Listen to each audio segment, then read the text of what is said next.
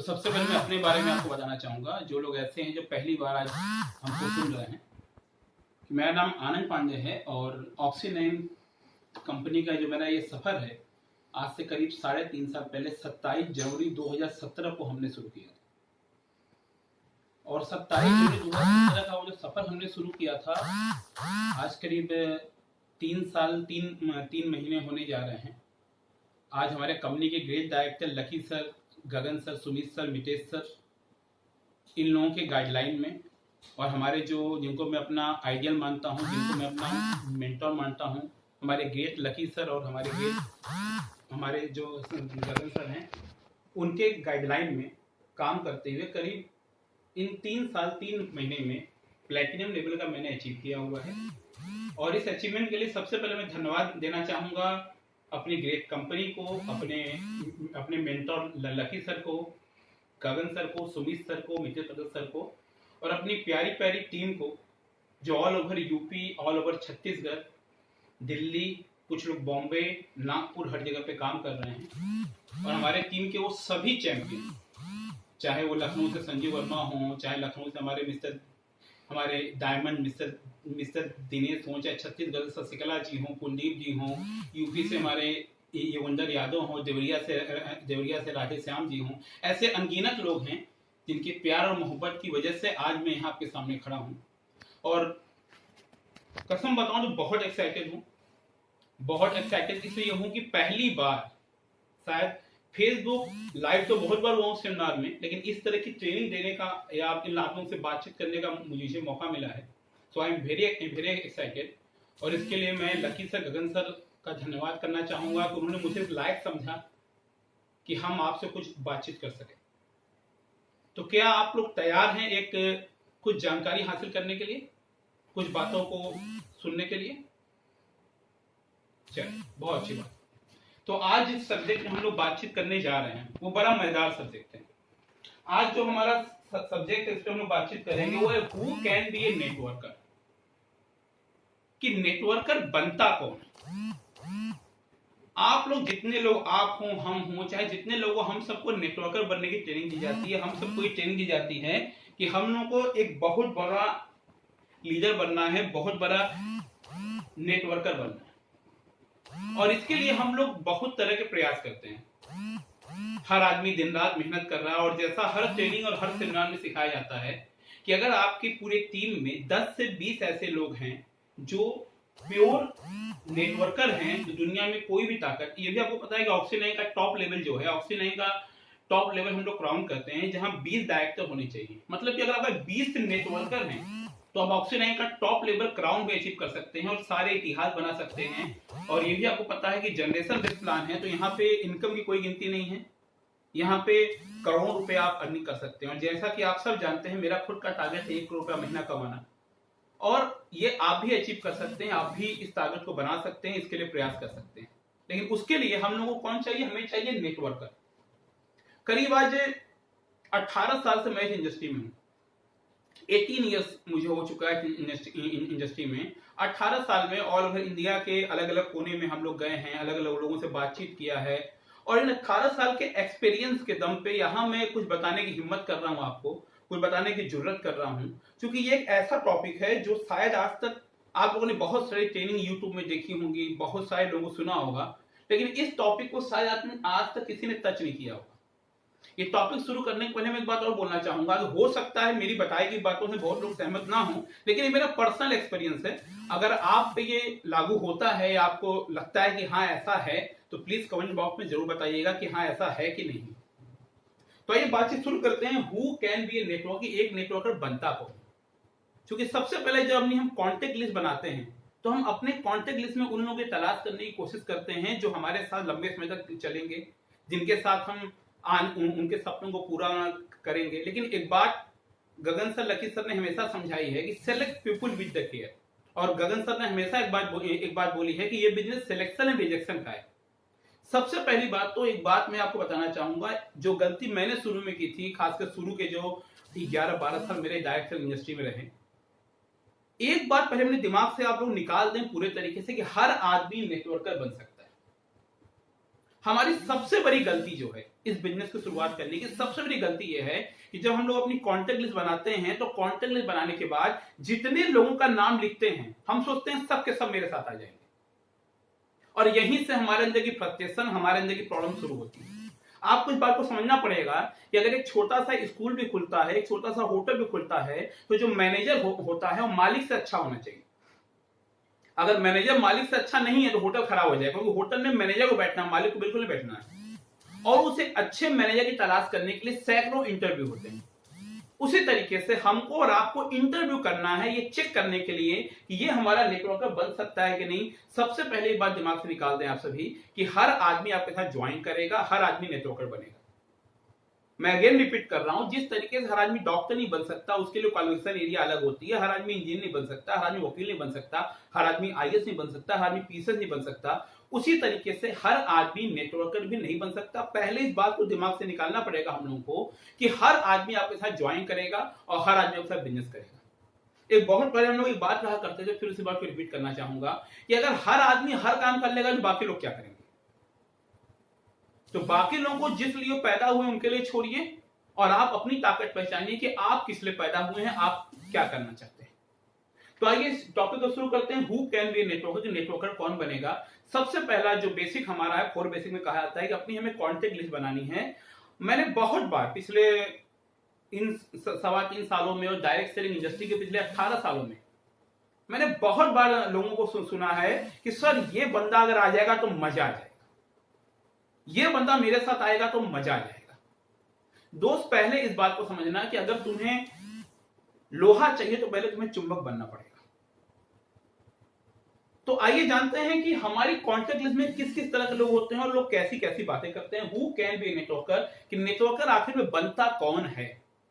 आइए, सबसे पहले मैंने अक्सर इस चीज को देखा है कि बहुत सारे लोग कॉन्टेक्ट लिस्ट बनाते हैं और उस कॉन्टेक्ट लिस्ट बना के कहते हैं कि सर ये जो मेरा फ्रेंड है ना सर, ये बहुत स्मार्ट है, बहुत ज्यादा डैशिंग है, बहुत ज्यादा स्मार्ट है। आजकल तो बड़ी मजाक बताऊं, पहले ऐसा नहीं होता था। आज के जमाने में जब लोग कॉन्टेक्ट बनाते हैं, अभी लॉकडाउन के पहले मैं अपने एक एसोसिएट का कॉन्टेक्ट लिस्ट बनवा रहा था, तो वो कहता क्या मुझसे, सर ये लड़का बहुत स्मार्ट, सर इसकी 4 फ्रेंड है। मैंने कहा उसकी 4 गर्लफ्रेंड हो, 2 गर्लफ्रेंड हो, उससे तुमको क्या करना है? कहा सर बहुत स्मार्ट है सर, अगर ये बंदा बिजनेस में आ गया सर ना, इतना स्मार्ट है कि जब स्टेज पे खड़ा होकर बोलेगा ये और जब बातचीत करना शुरू करेगा, लोग सब तुरंत ज्वाइन हो जाएंगे सर, कि जिससे बात करेगा वो ज्वाइन हो जाएंगे। तो सबसे पहले कॉन्टेक्ट में हम लोग बहुत सारे लोग तलाश करते हैं और देखते हैं कि ऐसे कौन से लोग हैं जो स्मार्ट हैं। इसके बाद सेकंड, अगला, और ये अक्सर लोग करते हैं, अपने कॉन्टेक्ट लिस्ट में उन लोगों को खोजने की कोशिश करते हैं, उन लोगों का नेटवर्कर बनाने की कोशिश करते हैं जो फाइनेंशियली बहुत स्ट्रांग।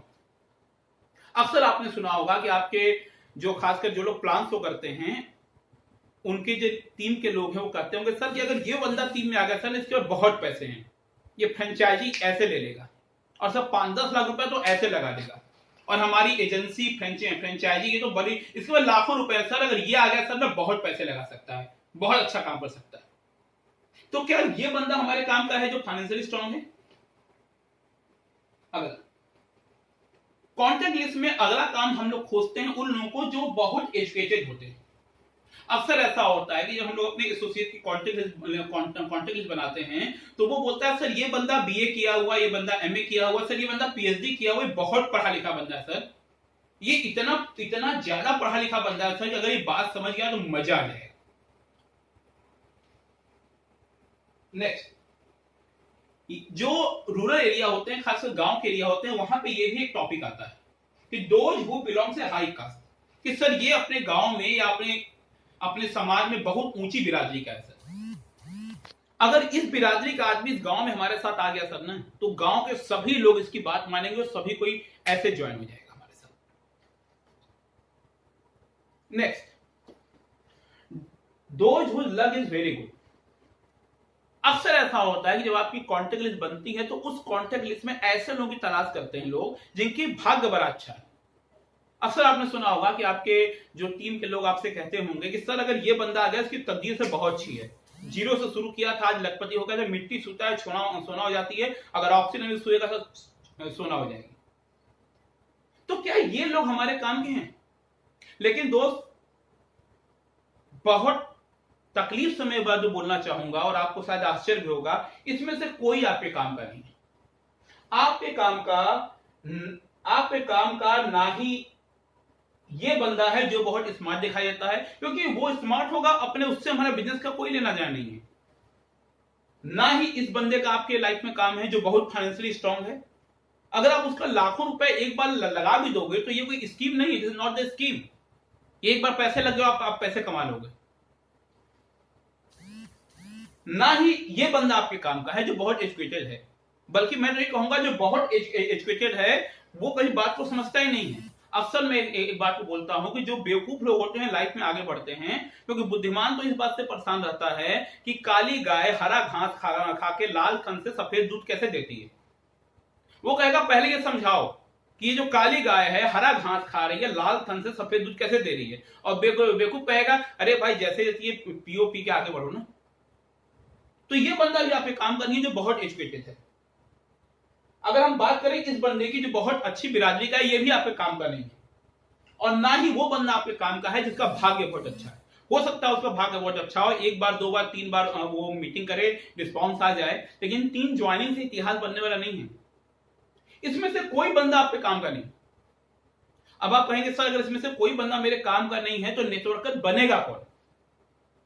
आखिर वो कौन सा बंदा है जो नेटवर्क मार्केटिंग मेरे साथ करेगा, जो मेरे साथ कंधे से कंधा मिला के चलेगा, जो जिसको मैं सफल करूंगा मैं भी सफल हो जाऊंगा। तो आइए अब हम लोग बात इस बारे में करते हैं कि फॉर ए ग्रेट नेटवर्कर, अगर मैं ग्रेट नेटवर्कर बनना है तो नेटवर्कर बनेगा कौन आपके साथ? ऐसे कौन से लोग हैं जिनकी आपको उस कोयले के खान में हीरो की तलाश करनी है। इस बात को आपको समझना पड़ेगा कि हमारा काम है मौका देना। ऊपर वाले ने हमें पैदा किया, हमें एक मौका दिया कि जाओ दुनिया में कुछ करो। हम दुनिया को कैसे जीते हैं, बिना कुछ किए खत्म हो जाते हैं या इतिहास बना जाते हैं, मेरे आपके ऊपर है। तो हमारा काम अगले को मौका देना। हम ये मौका सबको देंगे और अपने मौका देने के दौरान हम पीछे जो मैंने बताया उन लोगों की तलाश नहीं करेंगे। अब जो मैं बताने जा रहा हूं कि फॉर ए ग्रेट नेटवर्कर, ये ग्रेट नेटवर्कर बनता कौन है, हम ऐसे लोगों की तलाश करेंगे कि ग्रेट नेटवर्कर बनता कौन है। क्या आप लोग तैयार हैं ये जानने के लिए कि ग्रेट नेटवर्कर कौन बनता है? अगर अभी भी ऐसे बहुत सारे लोग हैं जो लाइव नहीं हुए हैं, या अभी भी ऐसे लोग हैं, ऐसा लकी गंसन ने हमेशा कहा है कि आप इसको फॉरवर्ड करिए, देखिए, उनको भेज दीजिए, क्योंकि इसके बाद जो टॉपिक शुरू होने जा रहा है वो आपके काम को आसान करने वाला है और ये बताने जा रहा है कि आपको कैसे लोगों की तलाश करनी है। तो क्या आप लोग रेडी हैं?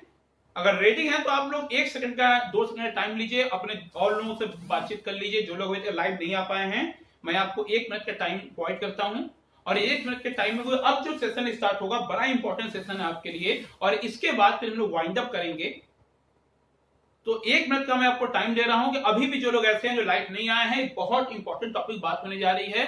आप लोग प्लीज जल्दी से उन लोगों को बताएं और बुलाएं ताकि हम लोग आगे की बातचीत शुरू कर सकें।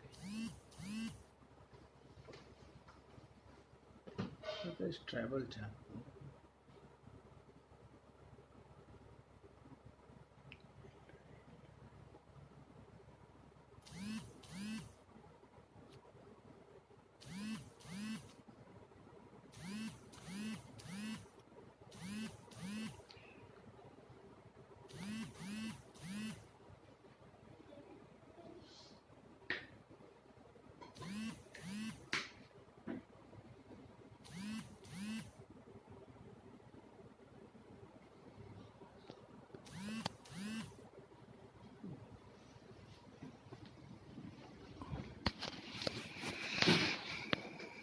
चलिए अब बातचीत शुरू करते हैं आगे हम लोग कि फॉर ए ग्रेट नेटवर्कर, कि ये ग्रेट नेटवर्कर बनता कौन। चल, सबसे पहले क्वालिटी जो आपको खोजनी चाहिए ग्रेट नेटवर्कर में, ये वो है कि those who want a chance to prove himself. आपकी कॉन्टेक्ट लिस्ट 100 लोगों की है, आपकी कॉन्टेक्ट लिस्ट 200 लोगों की है, आपकी कॉन्टेक्ट लिस्ट 500 लोगों की, उससे कोई फर्क नहीं पड़ता। फर्क इस बात से पड़ता है कि आपके कॉन्टेक्ट लिस्ट में ऐसे कितने लोग हैं जो कि अपने आप को साबित करना चाहते हैं। अपने आप को साबित करना चाहते हैं, इसका क्या मतलब हुआ? इस बात में मैं अपनी एक बात करता हूं, आपको समझिएगा। हर आदमी कि लाइफ में ऐसी बहुत सारी चीजें होती हैं, चाहे वो अमीर हो, चाहे वो गरीब हो, चाहे वो हाईली एजुकेटेड हो, चाहे वो स्मार्ट हो, चाहे उसकी तकदीर बड़ी अच्छी है, लेकिन इंपॉर्टेंट बात क्या है कि वो क्या अपने जिंदगी में अपने आप को साबित करना चाहता है। मैं इस बात को आपको एक सिंपल तरीके से समझाता हूँ, बहुत सिंपल शब्दों में। अक्सर लोग मेरे पास अपने टीम के लोगों को लेके आते हैं, अक्सर लोगों से मेरी मुलाकात होती है और लोग कहते हैं सर इसको जरा समझाइए, इसको जरा मोटिवेट करिए। मुझे आज तक एक बात समझ में नहीं आई कि हम लोग चार्जर हैं क्या कि मोबाइल में लगा के अगले को मोटिवेट कर देंगे। We are not charger. और अगर बाय द वे हमने चार्जर हम हो भी गए हैं और हम मोबाइल में लगा के उसको चार्ज कर भी दिए, तो मेरे भाई ये बात समझो कि मोबाइल की बैटरी की एक लाइफ होती है, हमारे जो चार्जर है उसकी भी एक लाइफ, उस लाइफ के बाद उस लाइफ के बाद वो फिनिश हो जाएगा। मैं आपको एक बात समझाता हूं और बड़े ध्यान से मेरी बात को समझने की कोशिश करिएगा। हम कैसे लोगों से मिलते हैं इस बात को समझिएगा। एक ऐसा आदमी जिसकी परवरिश एक मिडिल क्लास फैमिली में हुई है, वो जैसे जैसे बड़ा होता गया है वैसे वैसे उसने इस दुनिया की असलियत को जानना शुरू किया, वैसे वैसे वो अपने घर की परिस्थितियों को जानना शुरू किया। एग्जाम्पल देता हूं, मेरी बात को बड़े ध्यान समझने की कोशिश करिएगा कि हमें कैसे लोगों की जरूरत है। और ये मैं इस बात का जवाब देना चाहूंगा जो लोग स्पेशली कहते हैं कि सर इसको चार्ज कर दीजिए, इसको मोटिवेट कर दीजिए, सर मजा आ जाएगा। इसको मोटिवेट कर दीजिए। आवाज तेज है? ठीक है ना? इस बार जवाब जैसे इसको चार्ज कर दीजिए, इस बंदे को आप मोटिवेट कर दीजिए, मजा आ जाएगा। हम सबकी परवरिश कैसे माहौल में हुई है या हम किन लोगों से मिलते हैं जरा समझने की कोशिश करिए।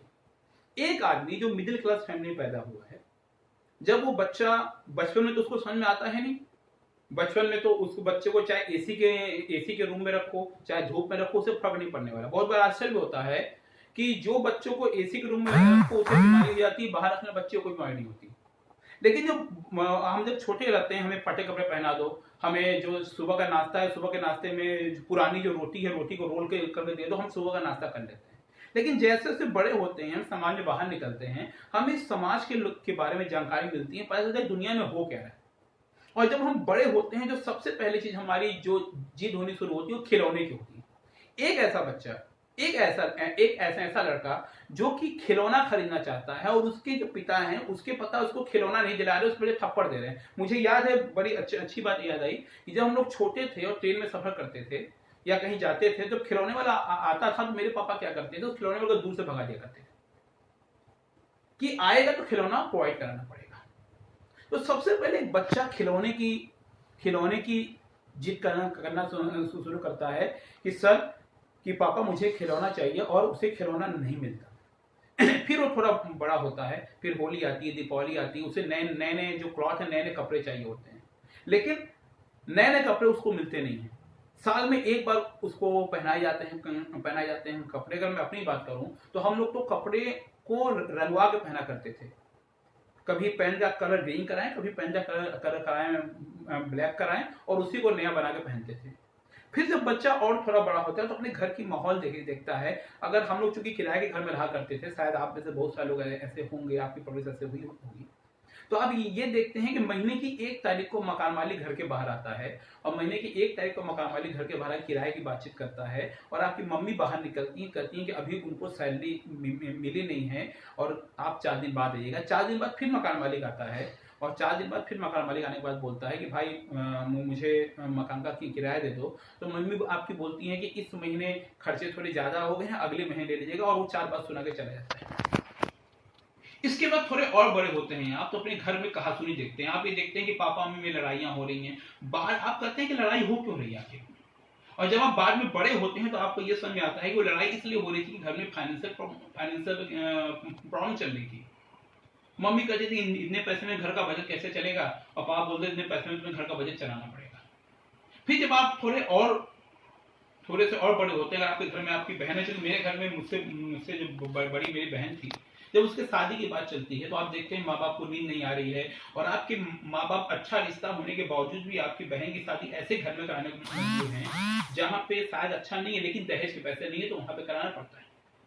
फिर आप स्कूल जाना शुरू करते हैं, स्कूल साइकिल से जाना शुरू करते हैं, कॉलेज जाना शुरू करते हैं, साइकिल से जाना शुरू करते हैं, और आपके बहुत सारे ऐसे दोस्त हैं जो बाइक से आते हैं, अच्छे अच्छे मोबाइल फोन यूज करते हैं, और आप पुराना सा फोन लेके जाते हैं और साइकिल पे जाते हैं। आपके दोस्त आपका मजाक उड़ाना शुरू करते हैं, क्या तुम साइकिल पे आ रहे हो? फिर इसके बाद आप थोड़े से और थोड़े से होते हैं ग्रो।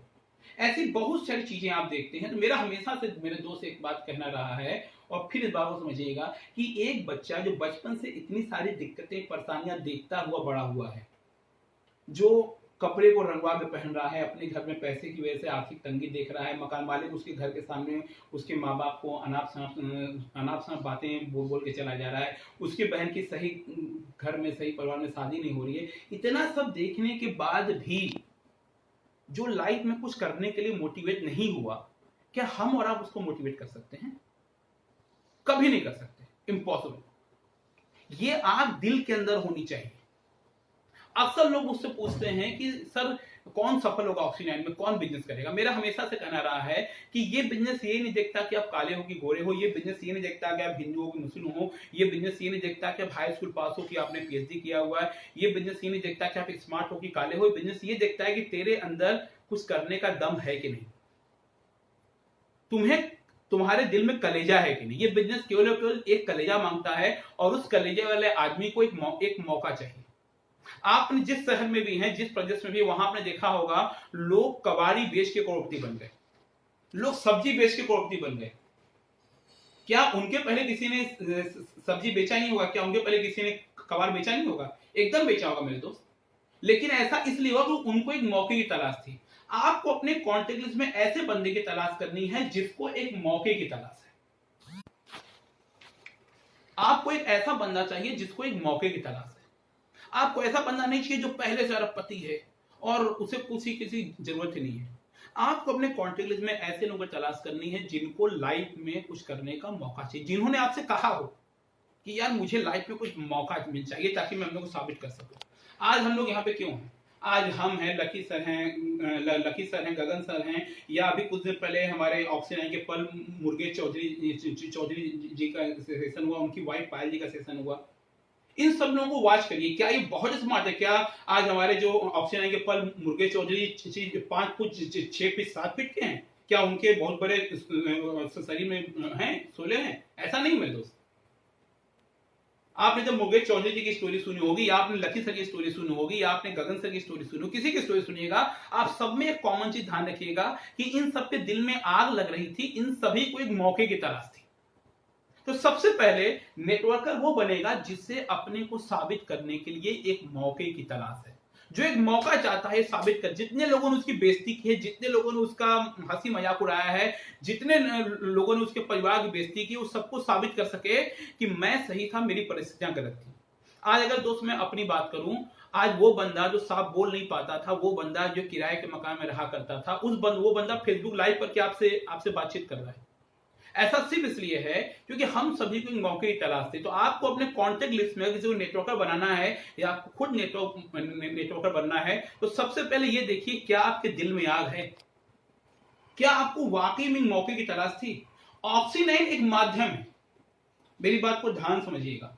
ऑक्सीजन एक माध्यम है, उस ऊपर वाले का दिया हुआ एक माध्यम है। जब मैं ऑक्सीजन नहीं भी कर रहा था, जब मैं नेटवर्क इंडस्ट्री में नहीं भी था, तो भी मैंने ऊपर वाले, जब भी मैं भगवान की पूजा करता था, मैं भगवान से सिर्फ इतनी बात कहा करता था कि हे प्रभु एक मौका दो कि मैं अपने को साबित कर सकूं, हे प्रभु एक मौका दो कि मैं उन सभी लोगों को जवाब दे सकूं जिन्होंने मेरे परिवार की बेइज्जती की है। और वो मौका डायरेक्ट सेलिंग के रूप में हमारे पास आया। और मैं ऑक्सीजन की बात करता हूं, जब मैं पहले डायरेक्ट सेलिंग इंडस्ट्री में था, तो आई एम नॉट हैप्पी। मुझे लगता नहीं था कि मैं अपनी काबिलियत के हिसाब से काम कर पा रहा हूं। मुझे एक मौके की तलाश थी, और इतना बड़ा मौका ऑक्सीजन के रूप में मेरे पास आया कि जहां आनंद जितनी काबिलियत उतना दिखा। आज हम लोग ये जो फेसबुक जो लाइव सेशन कर रहे हैं, क्या मौका है आप लोगों के लिए? तो सबसे पहले आपको ऐसे लोगों की तलाश करनी है अपने कॉन्टेक्ट लिस्ट में जिन लोगों को मौके की तलाश है, जो लाइफ में अपने आप को साबित करने के लिए बेताब, जिनके दिल में आग लगी हुई है कि मुझे अपने आप को साबित करना है। Second,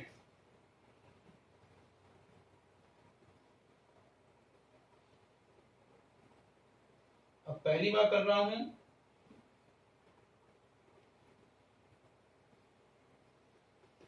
second, those who take their own decision. ऐसे लोग हमें चाहिए, ऐसे आदमी हमें चाहिए जो अपने फैसले खुद ले सकते हैं। बड़ा मतलब मैं बहुत आपको मजेदार वाक्य बताऊं, ऐसा अनगिनत बार हुआ है, अनगिनत बार ऐसा हुआ है कि लोगों ने हम लोगों के लखपति लोगों से, करोड़पति लोगों से और सो कॉल्ड बड़े बड़े लोगों से मीटिंग कराई है, लेकिन जब बात डिसीजन की आती है कि क्या आपको बिजनेस करना है, बिजनेस की शुरुआत करनी है, तो कोई कहता है मम्मी से पूछ के बताऊंगा, कोई कहता है पापा से पूछ के बताऊंगा, कोई कहता है बीवी से पूछ के बताऊंगा। हमें ऐसे लोग नहीं चाहिए। आपको पहले उस बंदे से पूछ लेना है कि तेरा डिसीजन तुम खुद लेते हो या कोई और लेता है। और मैंने ऐसे लोगों को भी लास्ट 15-16 सालों में देखा हुआ है जिनके पास एकदम पैसे नहीं है, जिनके जेब में 5 रुपए नहीं है, लेकिन वो हमारे साथ बिजनेस करने आए, क्योंकि बात इसके पहले वाली आती है कि उनके दिल में आग थी, उन्हें मौके की तलाश थी। तो आपको अपने कॉन्टेक्ट लिस्ट में ऐसे लोगों की तलाश करनी है जो अपने फैसले खुद लेते हैं। और आप अगर अपने सीनियर को मीटिंग करवाने, प्लान करवाने लेके जा रहे हैं, सबसे पहले अपने प्रॉस्पेक्ट से पूछिए कि तुम्हारे फैसले कौन लेता है, तुम खुद लेते हो या तुम किसी के ऊपर डिपेंड हो। हमें ऐसे लोग बिल्कुल नहीं चाहिए जो सांस लेने के लिए भी अपना डिसीजन पूछते हैं कि भाई मैं सांस ले सकता हूं कि नहीं। देखिए एक बात समझिएगा बड़े सिंपल शब्दों में, दो तरह के शेर होते हैं, बड़े ध्यान समझिएगा। दो तरह के शेर होते हैं, एक शेर होता है जंगल का और एक शेर होता है पिंजरे का। पिंजरे वाला भी शेर है और जंगल वाला भी शेर है। मुझे एक बात का जवाब दीजिए कि लाइफ किसकी टफ होती है, किसकी आसान होती है, जरा समझिएगा।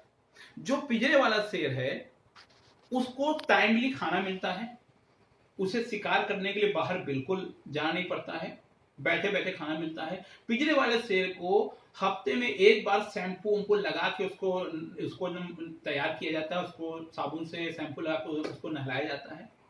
पिंजरे वाले शेर को जब गर्मी आती है तो एसी में रखा जाता है, जाड़ा आता है तो उसे जाड़े से बचाया जाता है। मतलब एवरीथिंग इज टाइम, उसे बिना कुछ किए पिंजरे के अंदर सब कुछ मिलता है, खाना मिलता है, उसकी सेवा होती है, 4 लोग देख रेख के रहते हैं, डॉक्टर्स आते हैं उसको देखने के लिए, कोई टेंशन नहीं। और एक शेर ये है जो कभी जिंदगी में पैदा होने से लेकर मरने तक शायद कभी शैम्पू से नहाया हो, उसे नहाना है तो खुद तालाब में जाना है, उसे शिकार करना है तो खुद रोज घर से निकलना है, रोज खुद घर से निकल के शिकार करना है, दौड़ दौड़ के शिकार करना है, उसे जीने के लिए संघर्ष करना है। गर्मी आएगी तो गर्मी झेलना है, जाड़ा है तो आएगी तो जाड़ा झेलना है। शेर मेरे भाई दोनों हैं, शेर वो भी है और शेर वो भी है। मुझे ये बताओ कि लेकिन राजा किस शेर को बोलोगे? उस शेर को बोलोगे जो पिंजरे में है, या राजा उस शेर को बोलोगे जो कि जंगल में है? कॉमन सेंस है, जिंदगी आसान भले पिंजरे वाले शेर की है, लेकिन राजा हमेशा जंगल वाला शेर होगा, पिंजरे वाला शेर कभी राजा नहीं। तुम कौन से शेर हो? तुम पिंजरे वाले शेर हो या जंगल वाले शेर? जंगल वाले शेर की जिंदगी बहुत टफ है, लेकिन मेरे दोस्त राजा वही कहलाएगा। इस पिंजरे वाले शेर को छोटे बच्चे भी मूंगफली का दाना फेंक के मार के चले जाएंगे, इसकी पूंछ फोड़ के चले जाएंगे। आपने देखा होगा फेसबुक में या यूट्यूब में बहुत जगह देखा होगा कि शेर के साथ लोग फोटो खिंचवा रहे हैं, कोई उसके ऊपर बैठ जा रहा है, कोई कुछ कर रहा है, लेकिन ये हालत पिंजरे वाले शेर की है।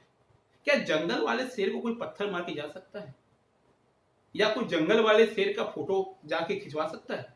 नहीं मेरे दोस्त, ऐसा बिल्कुल बिल्कुल नहीं होना है। तो तुम कौन से शेर हो? कहीं ऐसा तो नहीं कि तुम्हारी काबिलियत, तुम्हारी चीजें जंगल वाले शेर की हैं, लेकिन तुम पिंजरे वाले शेर के बने हो कि तुम्हारा फैसला कोई और ले रहा है? मेरा हमेशा से एक बात कहना रहा है कि जिंदगी लाइफ में एक बार मिलती है, तो फैसले भी हमारे खुद। जब हमारा आखिरी समय आए, जब हमारा लास्ट समय आए, तो हमें ये अफसोस नहीं होना चाहिए कि मेरी जिंदगी के फैसले किसी और ने लिए हैं। आप दुनिया के जितने सफल लोगों की हिस्ट्री पढ़ लीजिए। और मैं आपको बताऊं, अगर आपने एक सर्वे देखा होगा, आप यूट्यूब में सर्वे चेक कर सकते हैं, गूगल में सर्च कर सकते हैं, कि एक सर्वे के हिसाब से अगर 100 लोगों का इंटरव्यू लिया गया उनके आखिरी टाइम में, लास्ट टाइम में 100 लोगों का इंटरव्यू लिया गया कि आपको किस बात का अफसोस है, तो उन 100 में से 97 लोगों ने कहा है कि मुझे सिर्फ इस बात का अफसोस है कि मैं अपनी जिंदगी में अपने फैसले खुद नहीं ले पाया। आपका फैसला कौन लेता है? मैं ये नहीं बोल रहा हूं कि हमेशा फैसला लेना सही होता है, हम लोग के कैरियर में भी बहुत सारी गलतियां हुई हैं, हमने बहुत सारे गलत सही फैसले लिए हैं, नहीं तो शायद आज हम लोग कहीं और होते। लेकिन जब मेरा आखिरी समय आएगा तो मैं एक प्राउडली इस बात को बोल सकता हूं कि ये सारे फैसले मेरे हैं, मैं किसी को ब्लेम नहीं करने वाला। आपके फैसले कौन लेता है? आप कौन से शेर हैं? आप जंगल वाले शेर हैं या वो पिंजरे के अंदर बैठने वाले शेर हैं? सोचिए। और आपको वो शेर चाहिए जो अपना फैसला खुद ले सकते हैं। आपको वो शेर बिल्कुल नहीं चाहिए जो कि पिंजरे के अंदर बैठे कहते हैं भाई मुझे यही जिंदगी चाहिए, हम सुकून से हैं। वो आपके काम के नहीं है। उन लोगों को खोजिए जो अपने फैसले खुद ले सकते हैं। उन लोगों को खोजिए जिनको अपने आप को साबित करने के लिए एक मौके की तलाश है। आगे बढ़ते हैं। Those who want to be help others, ये बड़ी इंपॉर्टेंट चीज है, खासकर हमारे इस बिजनेस में। क्योंकि हमारे इस बिजनेस में एक ऐसा बंदा जिसको आप न जानते हैं, एक ऐसा बंदा जिसको ना आप पहचानते हैं, आप उसकी हेल्प करने के लिए जाते हैं। बहुत बार ऐसा होता है, बहुत बार ऐसा होता है, लोग इस बात को समझने की कोशिश नहीं करते हैं। असल में गलती उनकी है ही नहीं।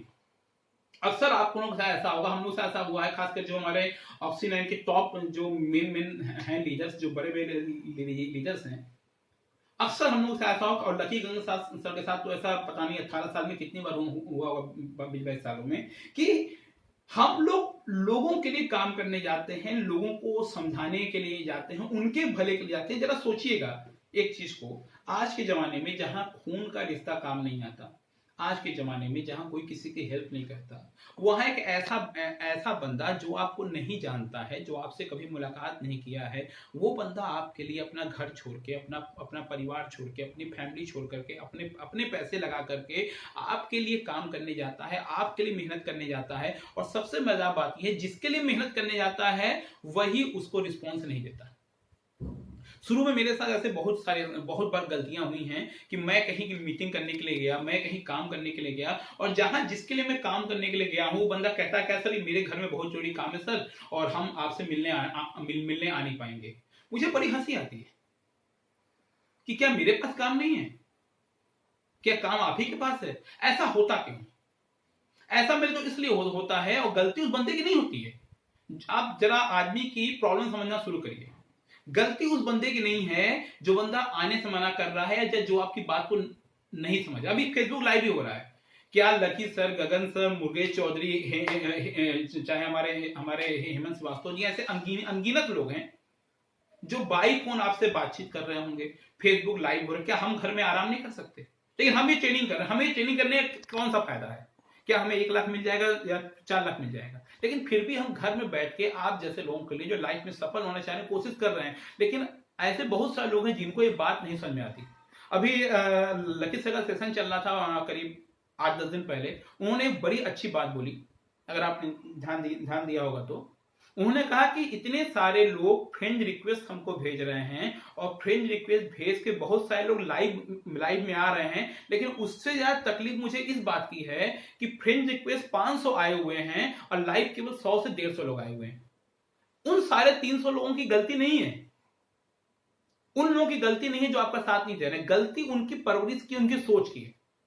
बचपन से उनको ये सिखाया गया है कि कोई किसी काम नहीं आता। बचपन से उनको ये सिखाया गया है कि तिनका तिनका बचाओ। बचपन से ये उनको सिखाया गया है कि दुनिया किसी के नहीं है। तो जब उनकी परवरिश ऐसी हुई है, तो ऐसे समय में आपको उस बंदे की हेल्प करनी है जो आपकी बात नहीं समझे। सोचिए कितना कठिन काम है, कितना कठिन काम है कि जिसके लिए आप कुछ करने का प्रयास कर रहे हैं वही आपका साथ नहीं दे रहा, फिर भी आप प्रयास में। आप उसके माँ बाप ने कभी नहीं उससे कहा होगा कि तू लखपति बन सकता है, उसकी बीवी ने उससे नहीं कहा होगा कि तू लाइफ में कुछ कर सकता है, और आप उसके सपनों को जगा रहे हैं। आप बोल रहे हैं कि तू लखपति बनेगा, तू करोड़पति बनेगा, तेरे पास चाकरी आएगी, तेरे पास बहुत बड़ा मकान बनेगा। ये आप उसको बोल रहे, फिर भी वो इस बात को नहीं समझ पा रहा है।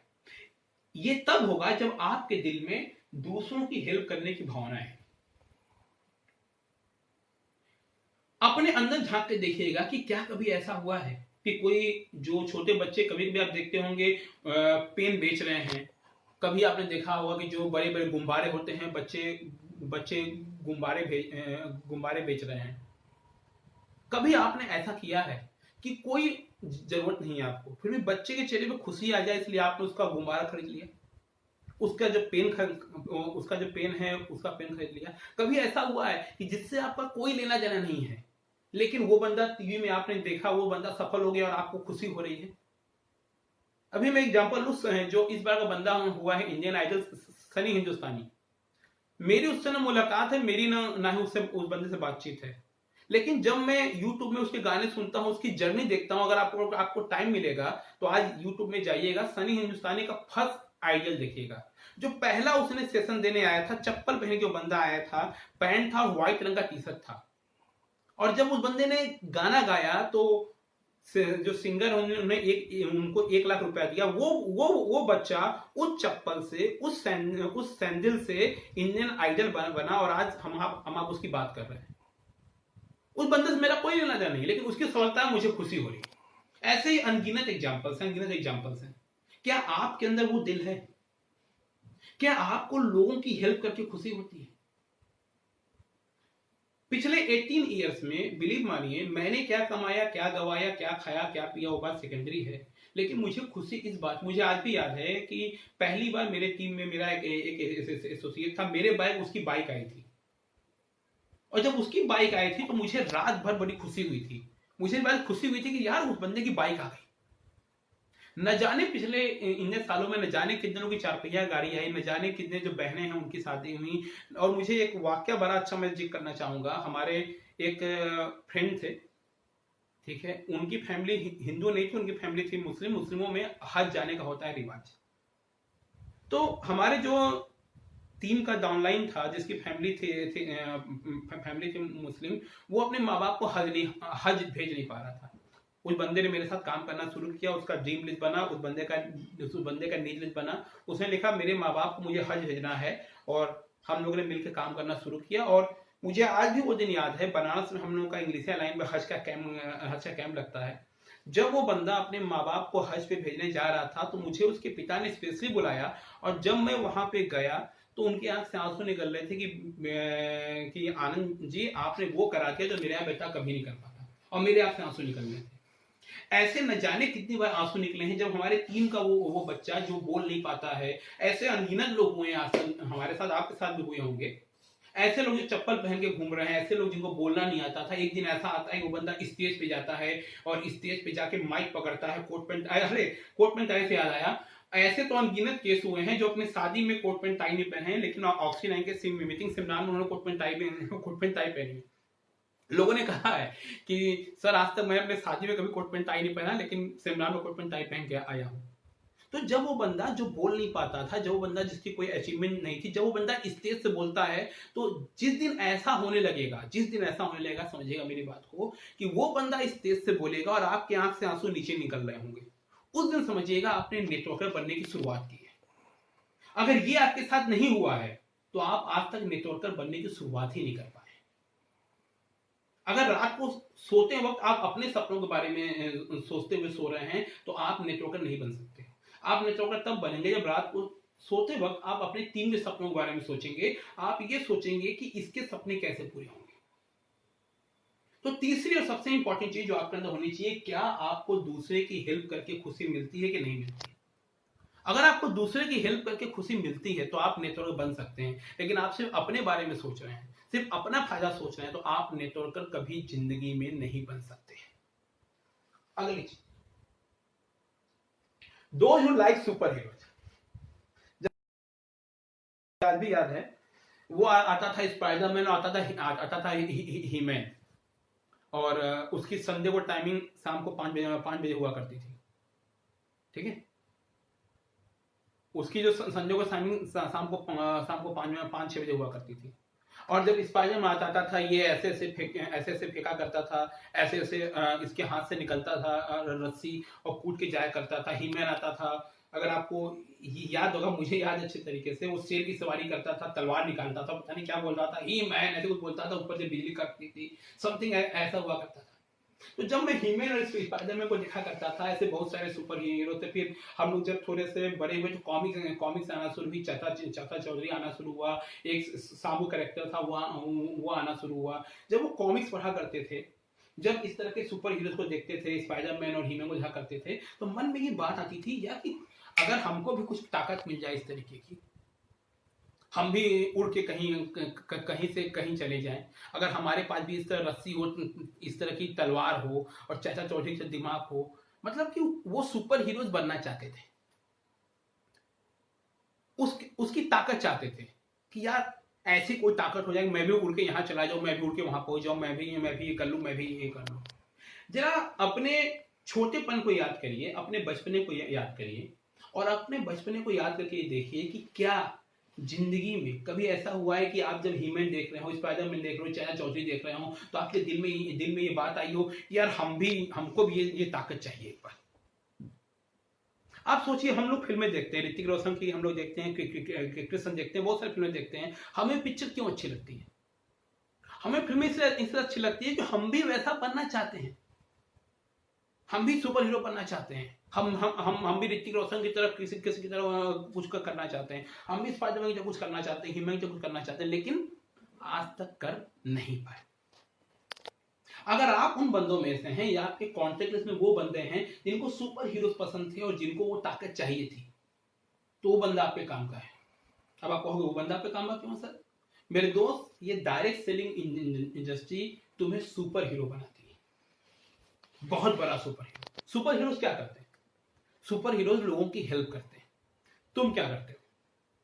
अगर तुम एक सही एमएलएम लीडर हो, तुम सही में अगर कि अच्छी कंपनी में काम कर रहे हो, तो तुम भी लोगों की हेल्प करते हो, तुम भी सुपर हीरो से कम नहीं हो। सुपर हीरोज क्या करते हैं? लोगों की जरूरतें पूरी करते हैं। अगर तुमने किसी एक बंदे को उस लायक बना दिया कि वो अपने घर की जरूरतें पूरी कर सके, अपने बहनों की शादी करा सके, लोगों को अच्छा मकान दिला सके, अच्छी गाड़ियों घुमा सके, तो तुम भी सुपर हीरो।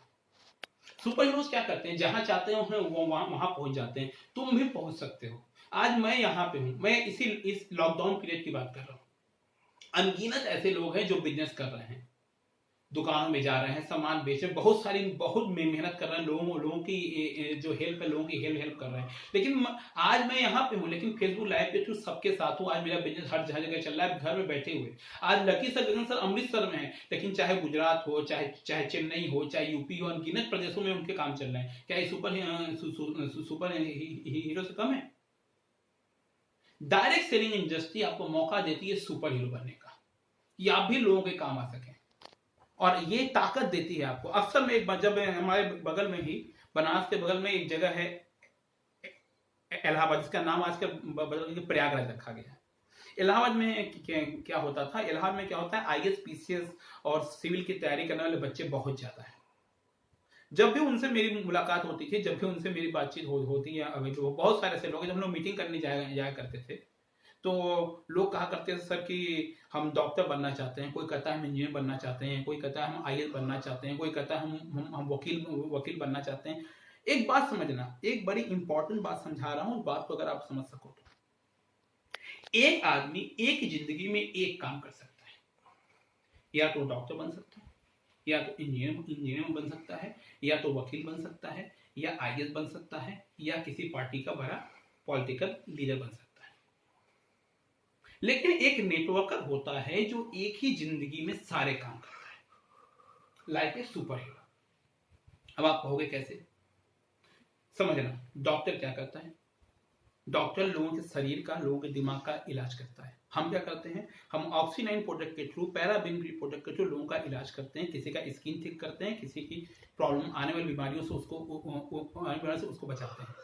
डॉक्टर में एक कैटेगरी होती है साइकियाट्रिस्ट की, जो लोगों के दिमाग का इलाज करता है, हम भी वो काम करते हैं।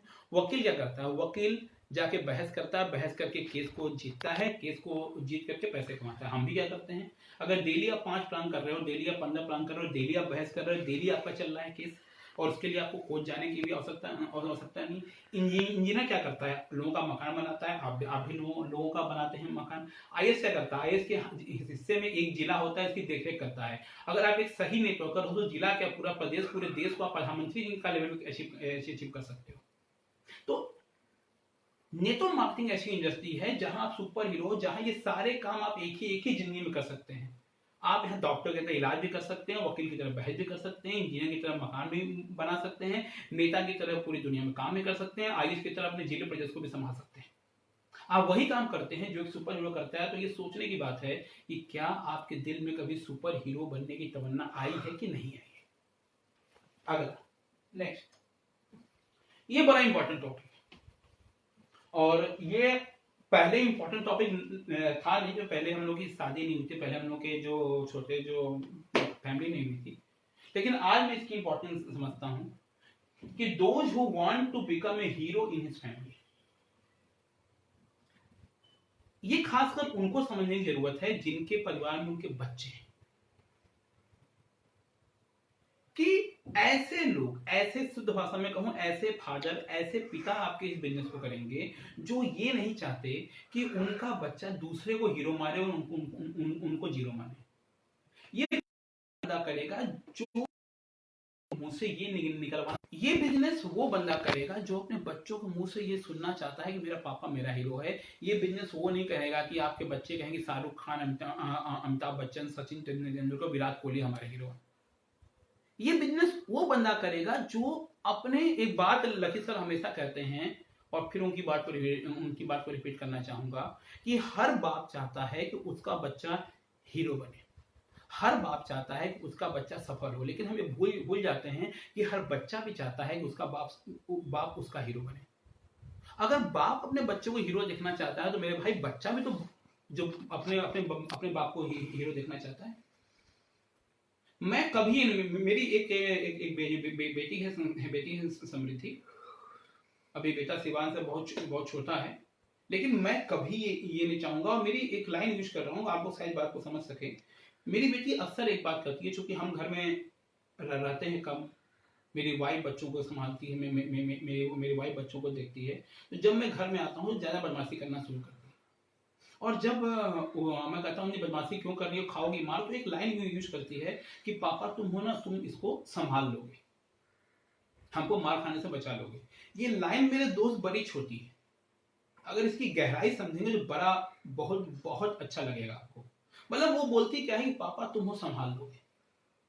अब इस बात को समझने की कोशिश करिएगा कि पापा है संभाल लेगा, लेकिन क्या आप वो पापा हैं जो कि संभाल लेंगे? संभालने की चीज पे बहुत सारी बातें संभालने की बात आती है। अक्सर आपने लोगों को देखा होगा जिनकी जो बेटियां हैं, उनकी बेटियां भीड़ भाड़ इलाके में सफर करती हैं, उनके पास चलने के लिए अपनी प्राइवेट स्कूटी नहीं होती, चलने के लिए प्राइवेट जो अपनी 4 व्हीलर नहीं होती है, बाई बस बाई ट्रेन लोगों से जो धक्का खा के सफर करती हैं। अक्सर आपने ऐसी बेटियों को देखा होगा जिनकी दहेज की वजह से अच्छे घर में शादियां हुई नहीं जहां होनी चाहिए थी, उनको अच्छी एजुकेशन मिल नहीं पाई, अच्छे कपड़े पहन नहीं पाए। तो ये जो लाइन है ना, पापा है संभाल लेगा, ये बड़ी इंपॉर्टेंट लाइन है। क्या आप वो पापा हैं जो कि संभाल लेंगे? क्या आपके जो बच्चे हैं, आप ऐसी इमेज तैयार कर रहे हैं कि वो आपको अपना माने हीरो? एक लाइन कही जाती है, डैड इज फर्स्ट हीरो। क्या आप वो डैड हैं जो अपने बच्चों के पहले हीरो हैं? ऐसा तो नहीं कि आप उनके बाप हैं लेकिन वो आपको हीरो मानने की बजाय किसी और को मानते हैं अपना हीरो। अगर आपके साथ ऐसे लोग हैं जिनको इस बात से फर्क नहीं पड़ता कि उनके बच्चे किसको अपना हीरो मान रहे हैं, उनको अपना हीरो मान रहे हैं कि पड़ोसी को हीरो मार रहे हैं, तो वो बंदा आप पे काम का नहीं है। आप पे काम का वो बंदा है जो अपने परिवार में, अपनी फैमिली में हीरो बनना चाहता है, जिसके बच्चे ये बोले कि मेरा पापा हीरो है, मेरे पापा जैसा हीरो कोई नहीं है। अगर आपके कॉन्टेक्ट लिस्ट में ऐसे लोग हैं जो ये बात बोलवाना चाहते हैं अपने फैमिली से, तो वो बंदा आप पे काम का है। और आपके कॉन्टेक्ट में ऐसे लोग हैं उसे फर्क नहीं पड़ता है कि बच्चा क्या पहन रहा है, क्या खा रहा है, क्या पी रहा है, बच्चे की एजुकेशन कहाँ होगी, बच्चे की शादी कैसे होगी, वो बंदा आप पे काम का नहीं है। हमारे यूपी में क्या होता है, बहुत शायद आपके यहाँ होता होगा, हर जगह होता होगा, कि अक्सर मैं लोगों से मिलता हूँ कि आपकी बेटी है उसकी शादी कैसे होगी, तो उसका तरीका क्या होता है मैं बताऊंगा आपको। वो लोग करते क्या है कि बेटी की शादी के पहले जितने रिश्तेदार हैं उनको उनके बच्चों की शादी में उन्होंने क्या क्या गिफ्ट दिया है वो लिख के रखे रहते हैं कि मैंने अपनी चाची को सिलाई मशीन दी है, मैंने अपने जो मामा है अपने मामा को मोबाइल फोन दिया है, मैंने अपने चाचा की बेटी की शादी में स्कूटर दी है, बाइक दी है। और वो लिस्ट बनी रहती है इस उम्मीद में कि जब उनके बेटी की शादी होगी तो जहां जहां उन्होंने जो जो गिफ्ट दिया वही गिफ्ट वापस आएगा और उनकी बेटी की शादी हो जाएगी। अगर आप उस तरह के बाप हैं तो ये नेटवर्किंग आपके लिए नहीं है। अगर आप उस तरह के बाप हैं जो अपने बच्चे को एडजस्ट करने बोल रहे हैं तो ये एमएलएम नेटवर्किंग आपके लिए नहीं है। आपको ऐसे लोग चाहिए जो अपने फैमिली में हीरो बनना चाहते हैं और जिनके बच्चे ये बोले कि नहीं मेरा पापा मेरा है, मेरा हीरो है, कोई और मेरा हीरो नहीं है। कि आप उनमें से हैं, ये क्वेश्चन है।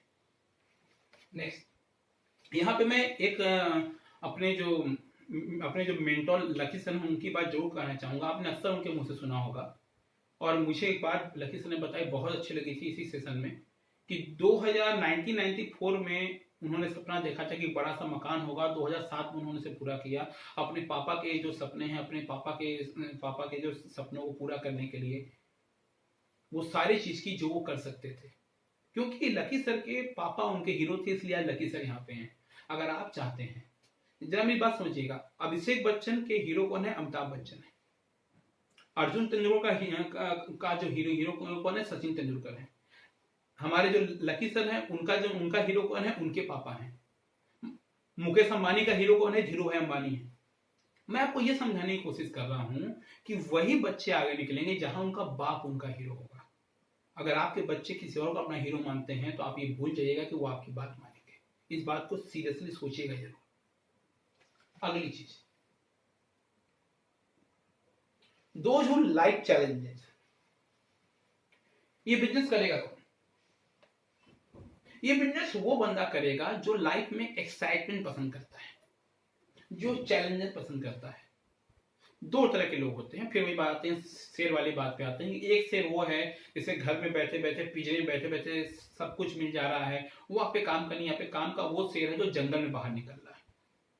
उसी तरीके से एक बंदा ऐसा है जिसको आप मीटिंग करने जा रहे हैं, जिसको प्लान करना जा रहे हैं, बट वो अपने लाइफ से संतुष्ट है। उसकी एक लाइफ की रूटीन बन चुकी है। क्या रूटीन बन चुकी है? सुबह भाई 7-8 बजे जागना, नहाना धोना, चाय नाश्ता करना, 9:30 बजे घर से निकलना। अगर उसकी दुकान है तो दुकान, उसकी ऑफिस है तो उसकी ऑफिस, उसका बिजनेस है तो उसका बिजनेस। 10 बजे तक अपनी दुकान या ऑफिस में जाना, उस दुकान में उस ऑफिस में बैठना, वहां पे काम करना। शाम को 6 बजे वहां से निकलना। रास्ते से उसकी बीवी ने कहा है कि फल ले आओ, सब्जी ले आओ, कपड़े ले आओ, लेके आना, घर में आना, सो जाना। अब वो उस रूटीन का आदी बन चुका है। 5 साल, 10 साल, 3 साल, 4 साल हो गया, वो रूटीन का आदी बन चुका है। अब उसको यही अच्छा लगता है कि यार कोई जरूरत नहीं, यार सुकून की लाइफ है। और मैं आपको एक बात बताऊं, इस बिजनेस का सबसे बड़ा चैलेंज क्या है? इस बिजनेस का सबसे बड़ा चैलेंज है कि जब किसी की एक रूटीन लाइफ बनी हुई है, उस रूटीन लाइफ से उसको निकाल के इस बिजनेस में लेके आना। क्योंकि वो अपनी ताकत भूल चुका है। वही जो हाथी वाली कहानी है कि हाथी को अगर आप एक छोटा रहता है, उसके पैर में रस्सी को बांध देते हैं, वो रस्सी खोलने की कोशिश करता है लेकिन वो खोल नहीं पाता है। फिर थोड़ा और बड़ा होता है, फिर कोशिश करता है, चेन बांध देते हैं लोग लोहे वाली, फिर कोशिश करता है, खोल नहीं पाता है। फिर वो हाथी जब बहुत बड़ा हो जाता है तो वो चाहे तो एक झटके में उस चेन को तोड़ के आजाद हो सकता है, लेकिन कोई उसके कान में बोलने वाला नहीं है कि तू अब बड़ा हो गया, अपनी ताकत दिखा। लेकिन मजेदार बात क्या है, अनगिनत बार ऐसा होगा, अनगिनत बार ऐसा होगा कि आप उस हाथी के कान में जाके बोलेंगे तू बड़ा हो गया, अपनी ताकत दिखा, तू बड़ा हो गया, अपनी ताकत दिखा। लेकिन आपको आश्चर्य होगा, वो अपनी ताकत खुद भूल चुका है। हम एक रूटीन लाइफ के, एक रूटीन चीजों के आदी हो चुके हैं। अगर आपके पास ऐसे लोग हैं जो अपनी लाइफ में बदलाव नहीं चाहते, बस जो चल रहा है वो मान चुके हैं कि मेरी जिंदगी खलास, मेरी जिंदगी फिनिश, अब जो चल रहा है, जो हार मान चुके हैं, जो हार नहीं माने हैं, अन्ना हजारे ले लीजिए, 72 साल में उनको पूरी दुनिया ले जाना। आप केएफसी ले लीजिए, अब्राहम लिंकन को ले लीजिए। ऐसे लोग जो हार नहीं माने हैं, जो कि एक रूटीन नहीं चाहते हैं, लाइफ में एक्साइटमेंट चाहते हैं। हम लोग का क्या होता है, अगर पूरे दिन के अंदर कभी फोन ना आए, कोई रोज कोई नई प्रॉब्लम ना आए, तो हम लोग सोचते हैं यार सब कुछ सही कैसे चल रहा है, जरूर इस सही चल रहा है, जरूर कोई खपला है। रोज कोई एक्साइटमेंट वाली खबर चाहिए। सुबह उठे तो कुछ एक्साइटमेंट चाहिए कि आज नए लोगों से मिलना है, नए लोगों से हम लोग को बातचीत करनी है, कुछ लोगों की जिंदगी बदलनी है, वो एक्साइटमेंट चाहिए। लॉकडाउन की वजह से आप बिलीव नहीं मानेंगे, लॉकडाउन, और आप बिलीव मानिए, मैं जानता नहीं कि ये सेशन तो कॉमन सेंस से सेशन इसलिए स्टार्ट हुआ है कि आपको नॉलेज मिले, हम लोग का एक्सपीरियंस मिले, लेकिन सही मायने में ये सेशन लकी सर ने इसलिए स्टार्ट किया है कि हम लोग जिंदा रहें। चाहे हम हो, चाहे मुरुगेश चौधरी हो, चाहे हेमंत श्रीवास्तव हो, चाहे हमारे मुकेश हो, चाहे हमारे चेन्नई के लीडर सिनेपर हो, ज्ञानी हो, हम लोग वो लकी से लोग जानते हैं कि ये सब शेर है, घर में रहेंगे तो घर वालों को खा जाएंगे। तो हम लोग को ये सेशन देना स्टार्ट किया कि भाई ये लाइफ का चैलेंज, हम लोग बोर, मतलब लोगों को अच्छा लगता है, हम लोग बोर हो चुके हैं घर में रहकर लोगों से फोन से बात कर। हमें लाइफ में एक्साइटमेंट चाहिए, हमें रूटीन लाइफ नहीं चाहिए। लेकिन अगर आपके कॉन्टेक्ट लिस्ट में ऐसे लोग हैं, आपके कॉन्टेक्ट लिस्ट में ऐसे लोग हैं जो एक रूटीन लाइफ के आदी हो चुके हैं, तो वो बंदा आप पे काम करनी है। बड़ी मजेदार एक स्टोरी मैं आपको सुनाता हूँ। एक बार क्या हुआ, एक अस्तबल में जो घोड़े को जो बांधा जाता है, घोड़े को आदमी बांध रहा था। बहुत सारे घोड़े थे, 50-100 घोड़े वहां पे थे, और वो सभी लोगों को खाना देने के बाद, घुमाने के बाद रस्सी से बांध रहा था। सभी लोगों को जब रस्सी से बांधते मानते क्या, आखिरी में एक घोड़े की बांधने वाली जो रस्सी होती है वो पड़ गई उसे कम। अब उसको टेंशन हो गई, यार अगर इस घोड़े को मैं नहीं बांधूंगा तो ये घोड़ा रात में भाग जाएगा। वो गया अपने मालिक के पास, और मालिक के पास जाके बोला कि साहब ऐसी दिक्कत हो गई है, ये जो 50-100 घोड़े हैं, इन 50-100 घोड़ों में एक घोड़े की रस्सी कम हो गई है, रात हो गई है, रस्सी में खरीद के कहीं से ला पाऊंगा नहीं, घोड़ा रात में भाग जाएगा। तो उसके मालिक ने कहा तू एक काम कर, उस घोड़े के पास जा और हाथ से उस घोड़े के गले में ऐसा नाटक कर कि तूने एक बड़ी सी रस्सी को बांध दिया है। कहा इससे क्या होगा, जा तू वो काम तो कर। वो नौकर गया और जो घोड़ा था उसके गले में उसने 2 बार ऐसे ऐसे किया जैसे रस्सी से बांधते हैं, झूठ मूठ का ऐसे ऐसे रस्सी से बांधा, और उसने शो किया कि मैं रस्सी से तुमको इस खूंटी से बांध रहा हूं, और रस्सी से खूंटी से बांधने का नाटक करके चला आया। लेकिन रात भर उस नौकर को नींद नहीं आई कि वो घोड़ा भाग जाएगा। मॉर्निंग हुई, सुबह हुई, सुबह उठने के बाद नौकर के आश्चर्य का ठिकाना नहीं हुआ, देखा घोड़ा उसी तरीके से वहीं पर खड़ा है।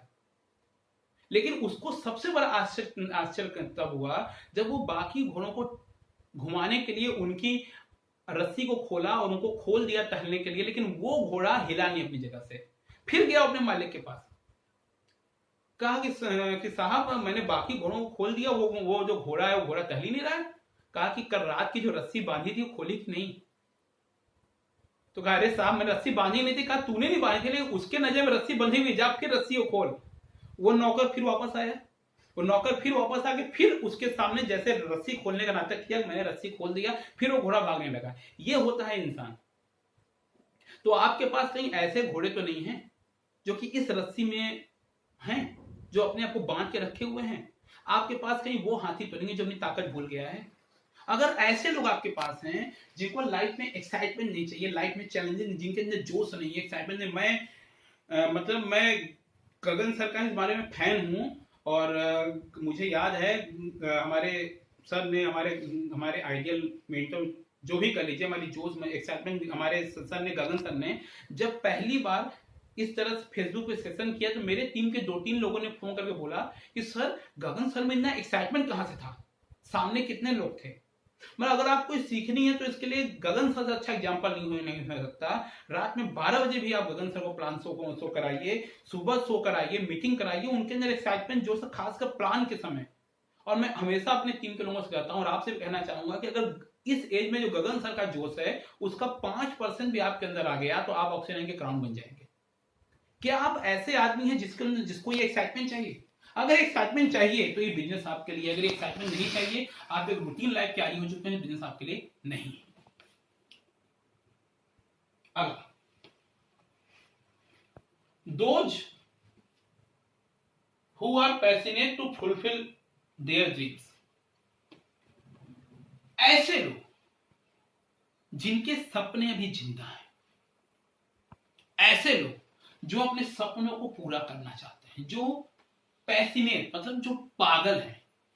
और एक बार मेरे दोस्त ध्यान रखना, ये दुनिया का नियम है कि बुद्धिमान इंसान सिर्फ यही देखेगा कि काली गाय हरा घास खा के लाल थन से सफेद दूध कैसे देती है, और बुद्धिमान आदमी दूध पी के निकल जाएगा। बुद्धिमान आदमी परेशान रहेगा कि ये काम हाउ होगा और ये काम वेन होगा, लेकिन बेवकूफ आदमी को हुआ ही पता होता है और वो लाइफ में आगे निकल जाएगा। आपको अपने कॉन्टेक्ट लिस्ट में ऐसे लोग चाहिए, ऐसे आदमी चाहिए जो कि पैशनेट हो,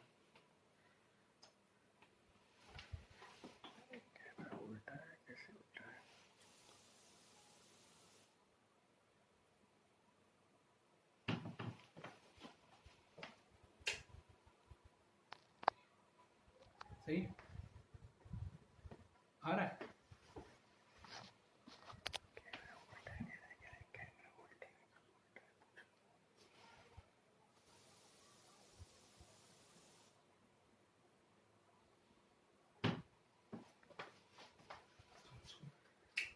चलिए, those who are passionate to fulfil their dreams, ऐसे लोग छोड़ दिए ना, आप ऐसे कर लीजिए। चलिए, those who are passionate to fulfil their dreams, हमें ऐसे लोग चाहिए जो अपने सपनों को पूरा करने के लिए पैशनेट है, मतलब पागल है। वो लोग नहीं जो सपने पूरा करना चाहते हैं और परिस्थितियों से हार मान चुके, वो लोग नहीं चाहिए हमें। हमें वो लोग चाहिए जो कि पैशनेट हैं, जो पागल हैं, जो सपनों के बिना जिंदा नहीं रह सकते अपने, जिनको अपने सपने पूरे करने ही कर रहे हैं, चाहे किसी भी हालत में। अब चाहे वो एक हाउसवाइफ हो, मैं हाउसवाइफ की यहाँ बात इसलिए कर रहा हूँ कि हमारे बिजनेस में बहुत सारी जो लेडीज हैं, बहुत सारी जो लेडीज हैं ऐड है हमारे बिजनेस में, चाहे वो एक ऐसी हाउसवाइफ हो जिसकी शादी हो चुकी है, शादी होने के बाद वो अपने बच्चों को देख रही है, लेकिन उसके सपने अभी भी जिंदा हैं कि मुझे अपनी पहचान अपने दम पे बनानी है, मुझे अपने पति का सहारा बनना है, मुझे अपने बच्चों का सहारा बनना है, बोझ नहीं बनना है, उसके सपने जिंदा हैं। एक ऐसा आदमी जो कहीं नौकरी कर रहा है, लेकिन नौकरी करने के बाद भी उसके बड़े बड़े सपने जिंदा हैं।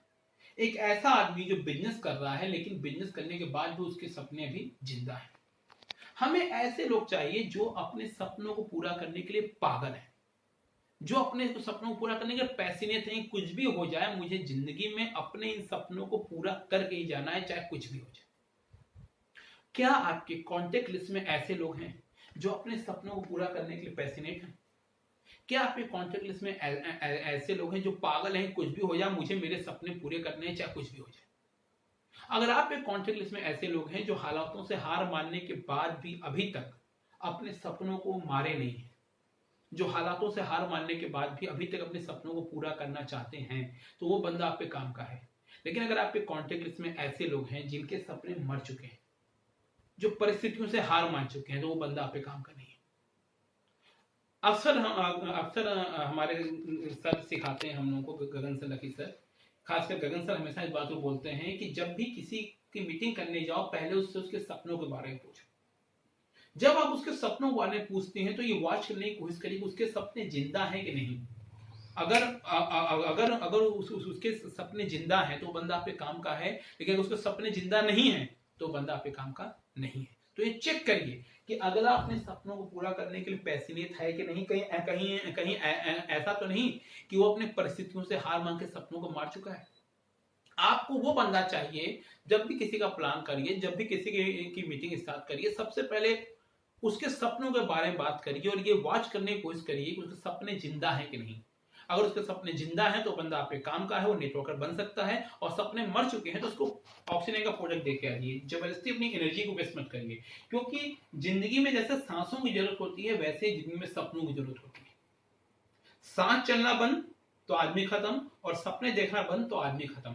और ये सपने इसलिए जरूरी है कि ध्यान रखना, सपने पूछना इसलिए जरूरी है आदमी से, क्योंकि जब आदमी की डेथ हो जाती है तो उस पर 440 वोल्ट का करंट काम नहीं करता। वो करंट तभी काम करेगा जब वो जिंदा होगा। अगर उसके सपने जिंदा हैं, इसका मतलब वो इंसान जिंदा है, उसको करंट दो कि तुम फिर से जिंदा होकर सपने पूरे कर सकते हो। लेकिन अगर वो इंसान मर चुका है, उसके सपने मर चुके हैं, तो बंदा आपके काम का नहीं। मुर्दों में जान डालने की कोशिश ना करो, गधों को पीट के घोड़ा ना बनाओ। अगली चीज,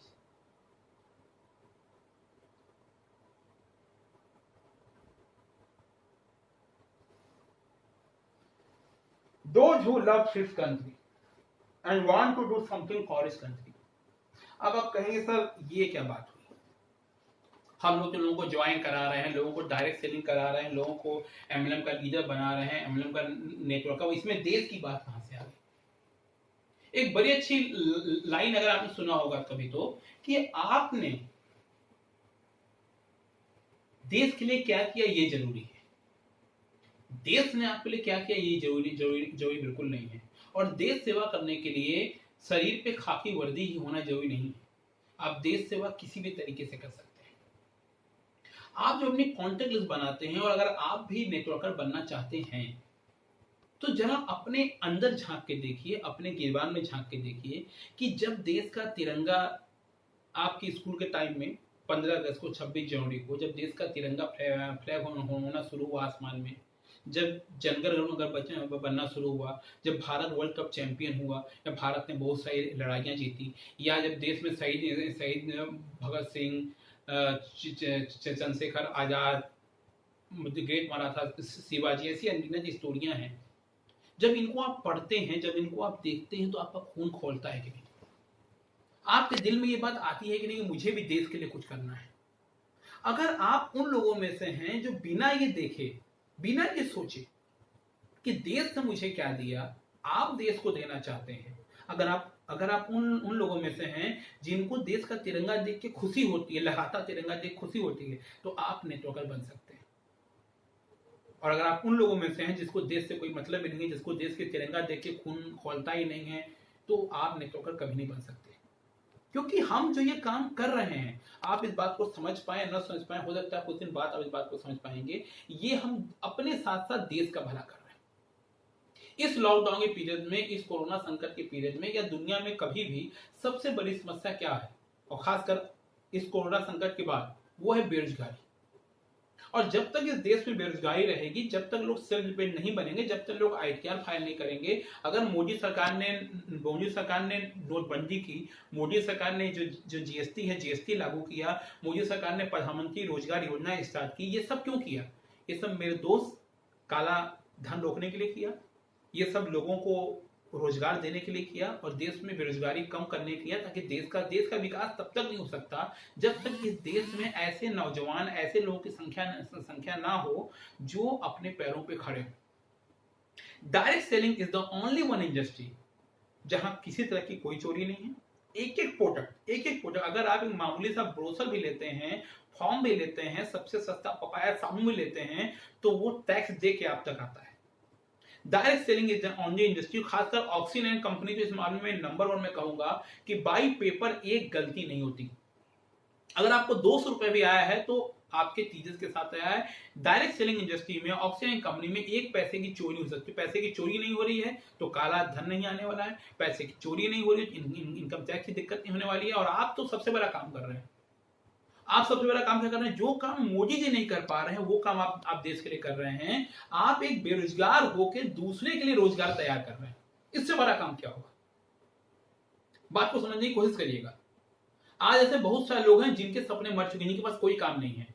आपने उसको ऑप्शन स्टार्ट कराया, उसके ड्रीम लिस्ट तैयार कराई, उसकी नीड लिस्ट तैयार कराई, उससे काम करना शुरू किया, और वो भी अपने जैसे लोगों को ज्वाइन करा रहा है। मतलब कि जो कल तक बेरोजगार था वो दूसरे को रोजगार देने के लिए तैयार हो रहा है। अगर आने वाले 5 सालों में आपने 1 लाख लोगों की टीम तैयार कर ली, आपने 1 लाख लोगों को ऐसे तैयार कर दिया जो महीने का 15,000, 20,000, लाख, 10 लाख कमा रहे हैं, तो आप सोचो देश की इकोनॉमी में कितना इसका असर होने वाला है। और आप इस देश के 1 लाख बेरोजगारों को कम कर सकते हैं।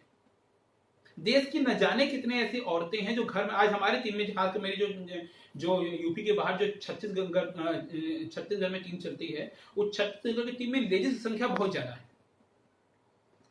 अब उस लेडीज के ग्रुप में जो कल तक अपने घर में बैठ के रोटी बना रही थी, जो कल तक पति के ऊपर बोझ बनी हुई थी, आज मैं ये नहीं कर रहा हूं कि अरबों कमा रही हैं, महीने का 5,000, 10,000, 20,000 रुपए में कमा रही हैं, तो घर का सहारा बनी ना। आज वो लेडी जो साड़ी पहन के घर के अंदर घूंघट पहन के रखी हुई थी, स्टेज पे आके बोल रही है, तो देश का विकास हुआ ना। आज हमारे जैसा आदमी या मेरे जैसे न जाने कितने ऐसे लोग जिनके पास सपने हैं। प्रॉब्लम क्या है देश की? देश के जो खासकर नए जमाने के लोग हैं, जो नौजवान हैं, उनकी प्रॉब्लम क्या है? उनके सपने हैं लेकिन उनके पास मौका नहीं है। अगर सपनों के साथ मौका कोई देता है तो ऑक्सीजन नहीं देती है। अगर सपनों के साथ कोई मौका देता है, डायरेक्ट सेलिंग इंडस्ट्री। दुनिया में कोई इंडस्ट्री इस एज में सपनों के साथ मौका नहीं सकती। आपको जान के आश्चर्य होगा, मैं एक बड़ा सिंपल सा वाक्य शेयर करना चाहूंगा। व्हेन आई वाज 25, जब मैं 25 साल का था, तो 25 साल की एज में मेरा बनाया हुआ मेरा खुद का घर, मेरे पास मेरी 2 गाड़ी, सफारी, स्कॉर्पियो, और महीने की 6 लाख की थी इनकम। आप ऐसे कितने 25 साल के लोगों को ऐसा जानते हैं जो इतनी अचीवमेंट कर पाते हैं? अगर ये हुआ तो डायरेक्ट सेलिंग इंडस्ट्री के दम पे हुआ। अगर आप सही कंपनी में सही लोगों के साथ काम कर रहे हैं तो अपने साथ साथ देश का भला करते हैं। और एक दिन मेरे दोस्त ऐसा आएगा, जिस तरह डायरेक्ट सेलिंग इंडस्ट्री ग्रो कर रही है कि लोगों को बड़े बड़े अवार्ड मिलेंगे इसलिए कि आपने इतने लोगों को रोजगार दिया, इतने लोगों को काम दिया, इतने लोगों को इस लायक बनाया। मोदी सरकार ने लॉन्च किया एम्पावरिंग पीपुल, लोगों को तैयार करो, स्किल इंडिया, कि लोगों की पर्सनल डेवलपमेंट करो। यहाँ तो हमारा काम ही है लोगों की पर्सनल डेवलपमेंट करना। यहाँ तो हमारा काम ही घर की औरतों को घर से बाहर लाकर उनके पैरों पर खड़ा करना। इससे अच्छा मौका कहां मिलने वाला है आपको, जहां आप लोगों को तैयार करते हैं? इससे अच्छा मौका कहां मिलने वाला है आपको, जहां देश की सेवा करते हैं? मेरा एक बहुत पुराना है सपना। मैंने जब लकी सर से इस बारे में बातचीत किया, लकी सर मुझे समझाया। लकी सर ने कहा तुम्हारा सपना क्या है, विजन क्या है? तो मैंने कहा सर कि मुझे 1000 बच्चों का अनाथ आश्रम खोलना है, जहां 1000 जो बच्चे हैं उनको मैं इस लायक बना सकूं कि वो अपने पैरों पे खड़े हो सकें, और उन 1000 लोगों में से फिर कोई एक आदमी 1000 की टीम बनाए। तो लकी सर ने मुझे एक बात समझाया कि तू इसीलिए ऑक्सीजन कंपनी में आया है। अगर तू यहाँ 1000 लोगों को इस बिजनेस में लखपति बनाता है तो वो 1000 लोग भी अगले 1000 को लखपति बनाते हैं, तो ये भी तो उनकी भलाई हुई। इससे अच्छा प्लेटफॉर्म तुमको कहां मिलने वाला है? और आप सब जानते हैं मेरा एक टारगेट है 2022 तक में, हमारा ये टारगेट है कि ये लोग तैयार। कंपनी का टारगेट क्या है, कंपनी का विजन क्या है? Empowering people. अगर आपको याद होगा तो कंपनी का विजन है 1000 लखपति करोड़पति की एक किताब बनाना। अगर हमारे कंपनी में 1000 करोड़पति की लिस्ट है, इसका मतलब समझते हैं आप लोग कि उस 1000 करोड़पति के नीचे हजारों लखपति होंगे, और उन हजारों लखपति के नीचे न जाने कितने हजारपति होंगे। ये देश का भला हो रहा है। अगर ये ऑक्सीजन नहीं करेंगे तो क्या करेंगे? जाके कहीं चोरी करेंगे, छिनैती करेंगे, डकैती करेंगे, गलत काम करेंगे। लेकिन यहां उनको ये मौका मिल रहा है कि वो अपने साथ साथ देश का भी भला कर सकते हैं। And last but not the list, ये हु कैन बी नेटवर्कर की आखिरी स्लाइड है, इसको बड़े ध्यान से समझने की कोशिश करिएगा। Those who want to leave a legacy, मतलब what legacy will you leave behind? आप अपने मरने, इसको सिंपल शब्दों में अगर आपको समझना है, सिंपल शब्दों में, तो सिंपल शब्दों में इसको इस लाइन से समझिए। Who want to do for his generation plan about after his death? इसका मतलब समझिएगा बड़े ध्यान से। Plan about after his death। Networker वो बनेगा, इस बिजनेस में सफल वो होगा जो अपने मरने की बात की तैयारी अभी से कर रहा है। अब आप कहेंगे ये कौन सी बात कर रहे हैं सर आप? ये बहुत इंपॉर्टेंट टॉपिक है। देखिए एक बात समझने की कोशिश करिएगा, जो पैदा हुआ है वो मरेगा ही मरेगा, चाहे हम हो, चाहे आप हो, चाहे दुनिया में कोई भी आदमी हो। ये जो कोट पे इसमें मैं खड़ा हूं आपके सामने, एक दिन ऐसा आएगा कि मेरा इतना छोटा फोटो यहां पे लगेगा और उस पर हार चढ़ी रहेगी, और आप सबका भी यही होने वाला है। आप सबका भी यही होने वाला है। जितने लोग हैं सबका एक 4x4 का फ्रेम बनेगा, उनकी तस्वीर लगेगी, उस पर एक हार चढ़ेगी। ये सबके साथ होने वाला है, आप हो चाहे हम हो चाहे कोई हो। लेकिन इंपॉर्टेंट बात यह है कि जो हार चढ़ा रहेगा उस हार का माला रोज बदलाएगा या साल में एक बार जिस दिन आप मरे हैं उस दिन बदलाएगा? इसकी क्या तैयारी है आपके पास? अब आप कहोगे ऐसा क्यों होगा सर? एकदम ऐसा ही होने वाला है। मरने के बाद आपको किस रूप में याद किया जाएगा, ये बहुत इंपॉर्टेंट टॉपिक है। अभी बहुत अच्छी चीज दीदी वन में शुरू हुई है, रामायण शुरू हुआ है, महाभारत शुरू हुआ है। आप रामायण महाभारत से सीखिए, या आपने अगर क्रांतिकारियों की पढ़ी होगी लिस्ट पढ़ी होगी, शहीद भगत सिंह को सुना होगा, चंद्रशेखर आजाद को सुना होगा, राम प्रसाद बिस्मिल को सुना होगा, खुदीराम बोस को सुना होगा, शिवाजी महाराज को सुना होगा, महाराणा प्रताप को सुना होगा। ये सब कोई मरने से कभी नहीं डरता था। इसमें से कोई मरने के लिए नहीं डरता था। अगर आप रामायण महाभारत देख रहे हैं तो दे आर बेस्ट एग्जाम्पल। आप उस एग्जाम्पल में देखिए, हर आदमी मरने के लिए बेताब था। कुरुक्षेत्र की लड़ाई चल रही है, बहुत सारे ऐसे लोग हैं जो अपने को बचा सकते थे, लेकिन लोग मरने के लिए जा रहे हैं कि भाई मुझे भी मरना है। अभी कल जो हमारा एपिसोड रामायण है, रामायण का आखिरी एपिसोड था, उसमें देखिए कि जब रामायण जी अपना संन्यास लेने जा रहे हैं, विदा होके जा रहे हैं दुनिया से, तो उनके पीछे हजार लोग जा रहे हैं, मुझे भी मर रहे हैं आपके साथ। दोस्त, मरने से डरने की बात नहीं है, लेकिन बिना कुछ किए मरने से डरना जरूरी चाहिए। लोग कहते हैं करो या मरो, गलत। डू बिफोर योर डाई, मरने के पहले करो।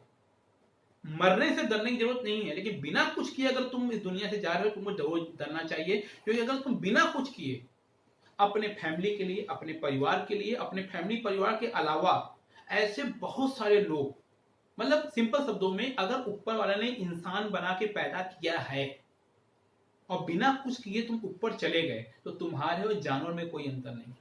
अगर तुम पैदा होने को, शादी करने को, बच्चे पैदा करने को जिंदगी जीना करते हो तो तुमको शर्म आनी चाहिए।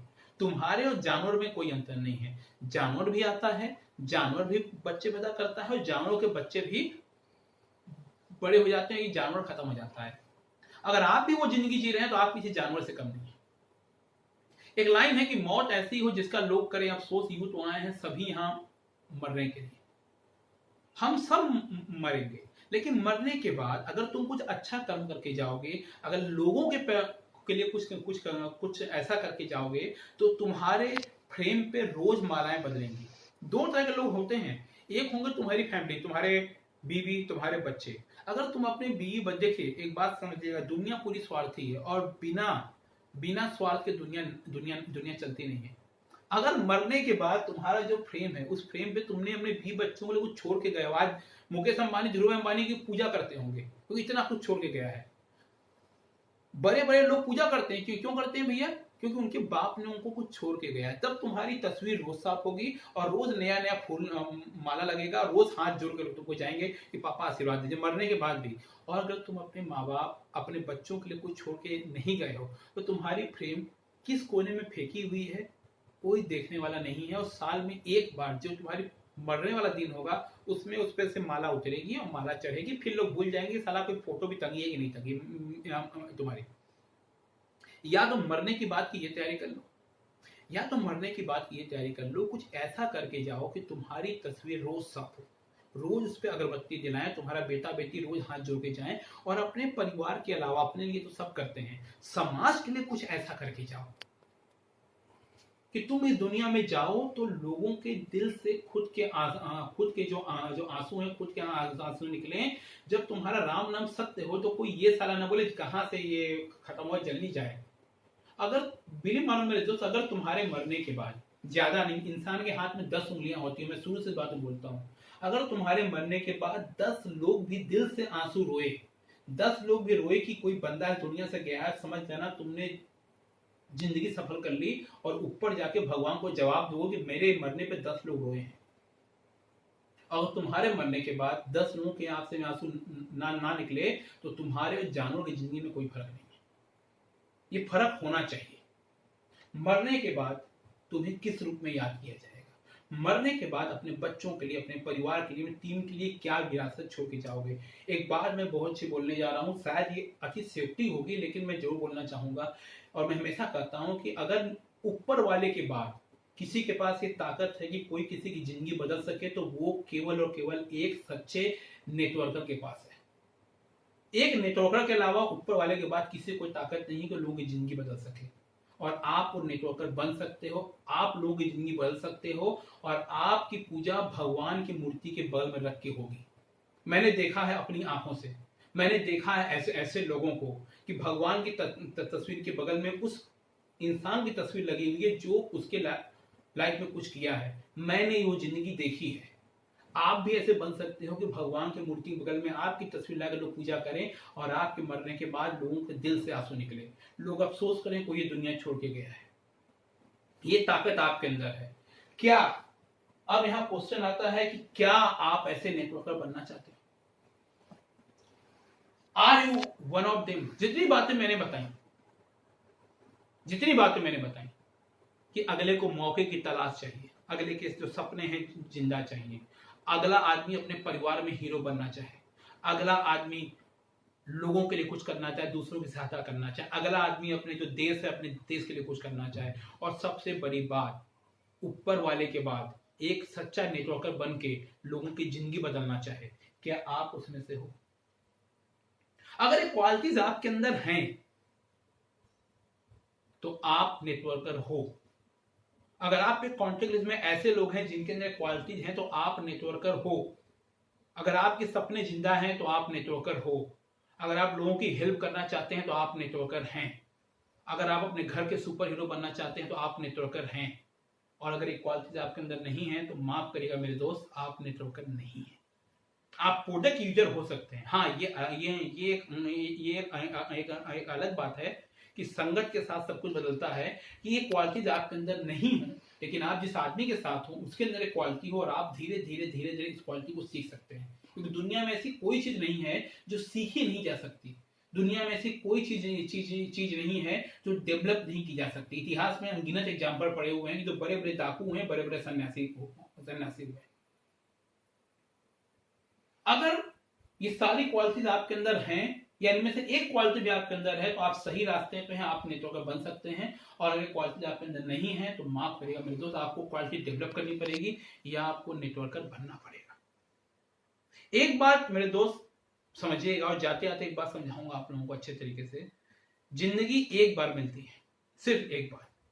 अब इस एक बार जिंदगी को तुम पिंजरे की तरह, शेर हो तुम, शेर हर कोई है। मैंने हमेशा कहा है शेर हर कोई है। शेर आप भी हैं, शेर हम भी हैं, शेर हर कोई है। हर वो इंसान शेर है जो आपके कॉन्टेक्ट लिस्ट में है। बस अंतर इतना है, कोई पिंजरे वाला शेर है, कोई जंगल वाला शेर है। अगर तुम्हें राजा बनना है तो खुद शिकार करना पड़ेगा। अगर तुम्हें राजा बनना है तो खुद मेहनत करेगी।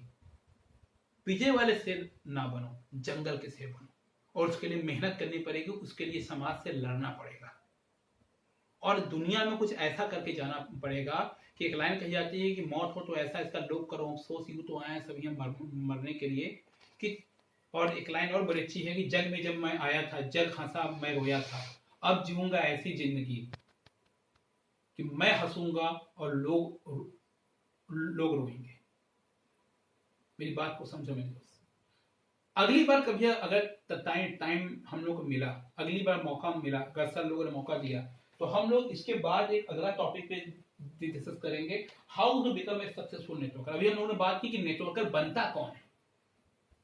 अब अगर आप नेटवर्कर बनना चाहते हो तो हमारा अगला टॉपिक जो आएगा, जब भी पहली बात तो ये कि हम आप में से कोई नहीं चाहता कि लॉकडाउन का टाइम आगे बढ़े। हर आदमी शेयर है, जंगल में घूमना चाहता है। फिर भी तो हम लोग बात करेंगे how to become a successful networker.